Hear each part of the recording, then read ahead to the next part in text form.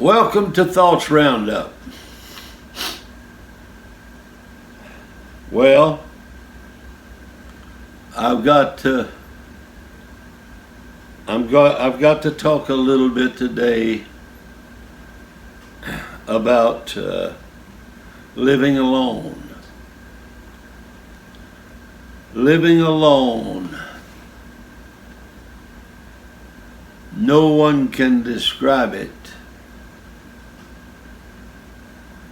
Most of it's inside.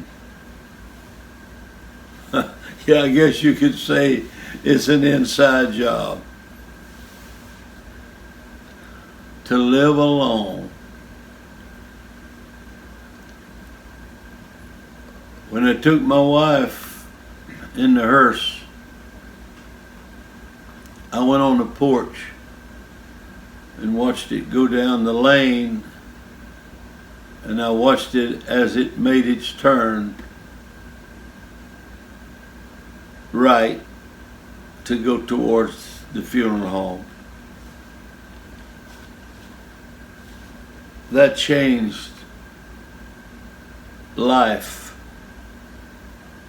That changed philosophies. A lot of personal philosophy. I can't tell you how it is. You know, it's kind of like my old uncle Edmund Dice. He was a pastor out in California. He decided it was time to retire, and he was used to the hustle and bustle of things. And he moved out to a remote area in California, bought him a house. And he got out there and he said the phone didn't ring for 3 weeks. And he said when it did ring, the cats run out of the bed. Well, I don't have a cat to run under the bed. Now, don't send me a cat. I'm not that bad off yet, but you know, tonight we'll go to Moe's, my son and his immediate family. We go to Moe's, a restaurant, to eat. And that's every Monday night that I'm home. And also they do it when I'm not home. It's Moe's. I go and I enjoy it. But you know, then I look to get home. I can go off and preach for weeks, and then I want to get home. I just want to get home. But when I get home, I catch up in about an hour.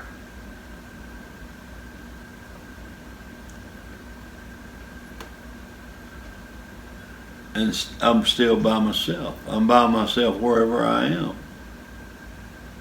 You know, sometimes it's good to be alone,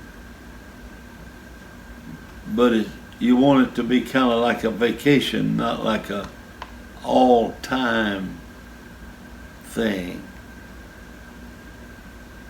Somebody said, as an old saying said, you know, the biggest thing is happening at my house, I'm watching the paint dry. Well, I want to tell you the paint's dry at my house. And it's been dry for a long time.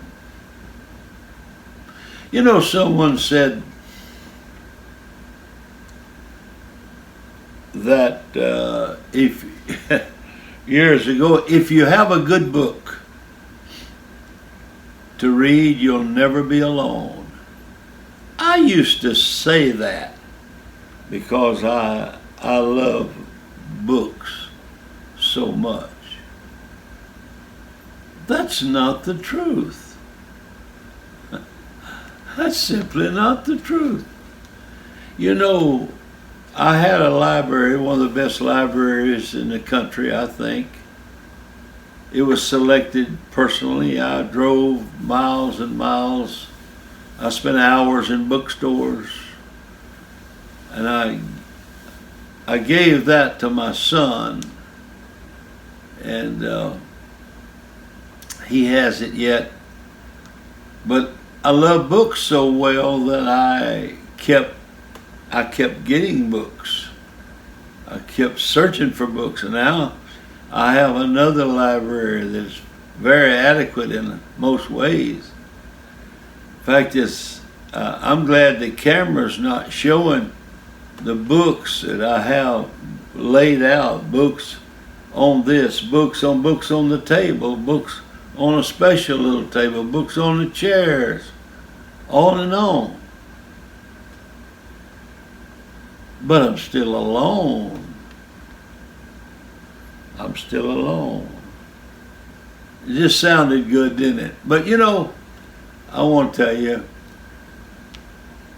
God is good. And I wouldn't ask for my wife to come back into this whole world. But I want to tell you, be sure that you take advantage of every day you can while you're married and you're doing good. Don't miss a birthday. Don't miss planning an anniversary. Don't ever pass the opportunity, let an opportunity pass to give a compliment. Don't ever let a day go by that you do not say, I love you. And you don't want to ever go to bed angry. Keep it all straight. Because, partner, Miss Partner, that's all you got. Besides God, I don't care how much money you might have. I don't care what kind of home you live in. What you've got is what God gave you for a wife or a husband. Love them, cherish them, and don't ever take anything for granted. I hope I hadn't been morbid. I don't mean to be. God has been good to me. And I thank the Lord for all of His love and mercies. But I want to tell you, there's nothing that will take the place of that person that comes in and sits down beside you, reaches over and gets your hand, pats it, and says, I love you. Nothing will ever take the place of that. God bless you.